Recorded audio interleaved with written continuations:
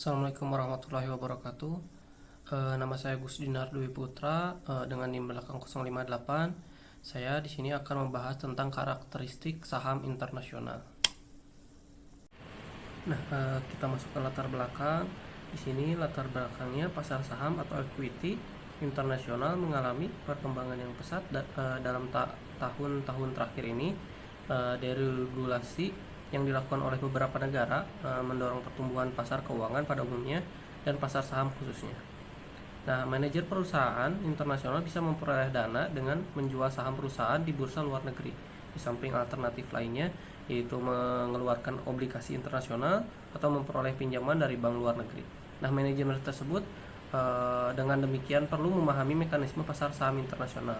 Nah, makalah ini membicarakan pasar saham internasional dimulai dari isu deskriptif atau statistik pasar saham internasional yang kemudian diikuti dengan isu perusahaan memperoleh dana melalui pasar saham internasional. Nah, di sini ada identifikasi masalah. Yang pertama itu ada apa yang dimaksud dari kapitalisasi sebagai karakteristik saham internasional. Untuk yang kedua, apa yang dimaksud dari rasio perputaran saham sebagai karakteristik saham internasional. Kemudian ada yang ketiga, apa yang dimaksud dari indikator lainnya sebagai karakteristik saham internasional. Nah, di sini ada tinjauan pustaka. Yang pertama itu ada saham. Saham adalah kertas yang tercantum dengan nilai nominal nama perusahaan dan diikuti dengan hak dan kewajiban yang telah dijelaskan kepada setiap pemegangnya. Teori dari Fahmi 2012. Nah, untuk saham juga merupakan salah satu instrumen pasar modal yang paling banyak diminati oleh investor karena mampu memberikan tingkat pengembalian yang menarik. Nah, untuk jenis harga saham, di sini harga saham merupakan harga penutupan pasar saham selama periode pengamatan untuk tiap-tiap jenis saham yang dijadikan sampel dan pergerakannya senantiasa diamati oleh para investor. Nah, di sini ada jenis-jenis saham. Nah, di sini ada 3 kategori ya yang ditinjau dari segi kemampuan dalam hak tagihnya. Yang pertama ada saham biasa atau common stock. Kemudian ada saham preferen adalah preferred stock. Nah, kalau dilihat dari cara pemeliharaannya itu ada 2 juga. Yang pertama ada saham atas unjuk atau bearer stock. Yang kedua ada saham atas nama yaitu registered stock. Nah, kalau ditinjau dari kinerja perdagangannya ada 5 ya. Yang pertama saham unggulan atau blue chip stock, yang kedua ada saham pendapatan atau income stock, yang ketiga ada saham pertumbuhan growth stock well known, untuk yang keempat saham spekulatif yaitu spekulatif stock, yang kelima ada saham cyclical yaitu counter cyclical stock. Nah, di sini juga ada jenis-jenis harga saham, ada 8 ya. Yang pertama itu ada harga nominal, yang kedua harga perdana, yang ketiga ada harga pasar, kemudian yang keempat harga pembukaan, kelima ada harga penutupan, keenam ada harga tertinggi, ketujuh ada harga terendah, dan 8 ada harga rata-rata. Nah, kita masuk ke karakteristik saham internasional. Yang pertama itu ada kapitalisasi. Nah, pasar saham global itu mencangkup 2 kelompok besar, yaitu pasar saham negara maju atau developed market dan pasar saham negara berkembang yaitu developing atau sering disebut juga sebagai emergence market. Nah, di sini ada tabel dari perkembangan kapitalisasi saham negara maju dalam bentuk miliar US dollar maksudnya. Dan di sini ada dari tahun 1991 hingga 1995. Nah, di sini ada negara Eropa, ada dari Timur Tengah, ada Timur Jauh, dan dari Amerika Utara. Di situ ada total pasar negara majunya. Nah, dari kapitalisasi negara maju terkonsentrasi pada beberapa negara ya, yaitu Amerika Serikat, Jepang, dan Inggris. Nah, kalau Amerika Serikat tercatat mempunyai nilai kapitalisasi terbesar ya. Pada tahun 1995, kapitalisasi pasar saham AS mencapai sekitar 43% dari total kapitalisasi negara maju. Nah, kalau Jepang mencapai sekitar 23% dari total kapitalisasi negara maju. Nah, nilai kapitalisasi diukur dengan jalan mengalihkan harga saham dengan jumlah saham yang beredar dan kemudian dikonversikan ke dolar untuk memudahkan perbandingannya.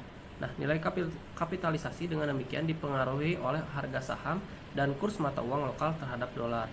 Jika mata uang lokal menunjukkan apresiasi terhadap dolar, maka kapitalisasi akan semakin meningkat. Nah, demikian juga pada periode pendek akan terjadi fluktuasi kapitalisasi saham karena faktor-faktor tersebut.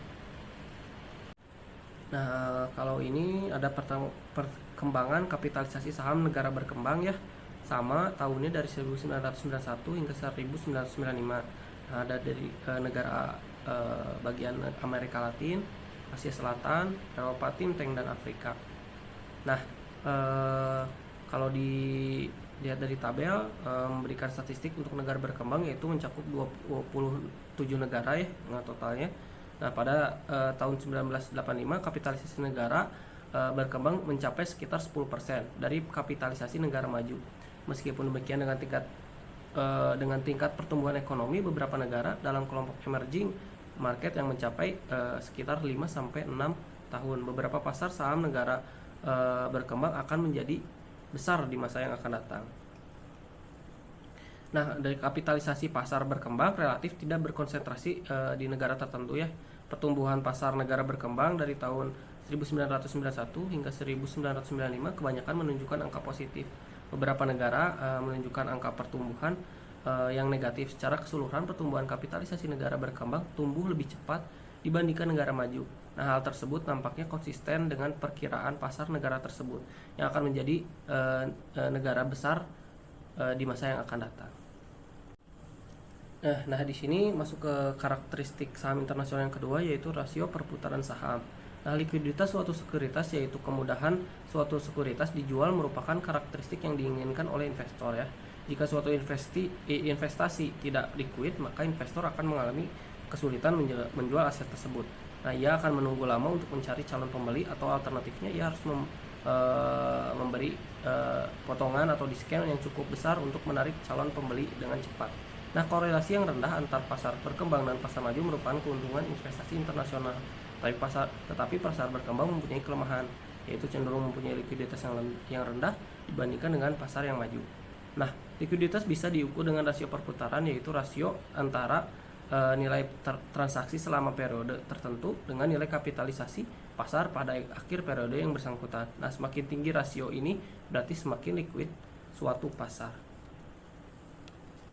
Nah, di sini ada tabel berisikan rasio perputaran saham dari negara maju dan negara berkembang ya. Hampir sama seperti yang sebelumnya, dari kapitalisasi negara-negaranya dan tahunnya. Nah, di sini ada tabel berisikan rasio perputaran saham dari negara maju dan negara berkembang ya. Hampir sama seperti yang sebelumnya, dari kapitalisasi negara-negaranya dan tahunnya. Ya, kita masuk ke karakteristik saham internasional yang ketiga, yaitu indikator lainnya. Nah, beberapa indikator lainnya bisa dihitung untuk melihat karakteristik pasar, yaitu dua indikator yang bisa dipakai untuk melihat daya tarik pasar dalam hal diversifikasi internasional adalah yang pertama indikator konsentrasi pasar, dan yang kedua korelasi return antar saham atau dengan saham asing. Nah, pasar negara berkembang cenderung mempunyai tingkat konsentrasi yang lebih tinggi dibandingkan dengan pasar yang maju, karena konsentrasi diukur dengan melihat proporsi dari 10 perusahaan tersebut terhadap total kapitalisasi pasar. Nah, semakin besar angka ini berarti semakin terkonsentrasi suatu pasar. Konsentrasi yang tinggi tersebut mengindikasikan bahwa beberapa perusahaan mendominasi pasar, dan dengan demikian manfaat diversifikasi menjadi relatif terbatas dibandingkan dengan tingkat konsentrasi yang kecil. Nah, perhitungan indikator konsentrasi lainnya seperti konsentrasi aset dan konsentrasi sektor menunjukkan bahwa tingkat konsentrasi negara berkembang lebih tinggi dibandingkan dengan negara maju. Contohnya, tingkat konsentrasi aset untuk Amerika Serikat adalah 0,08, sedangkan tingkat konsentrasi negara berkembang bervariasi. Misalkan Thailand 0,11 dan Yordania 0,55. Nah, hasil semacam ini konsisten dengan hasil sebelumnya, yaitu tingkat konsentrasi yang tinggi untuk negara berkembang.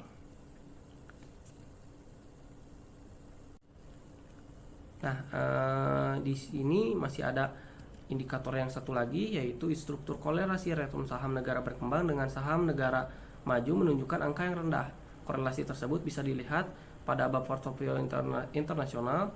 Korelasi yang rendah tersebut menguntungkan karena akan memperkecil sistematis portofolio atau mengoptimalkan profil risiko return portofolio.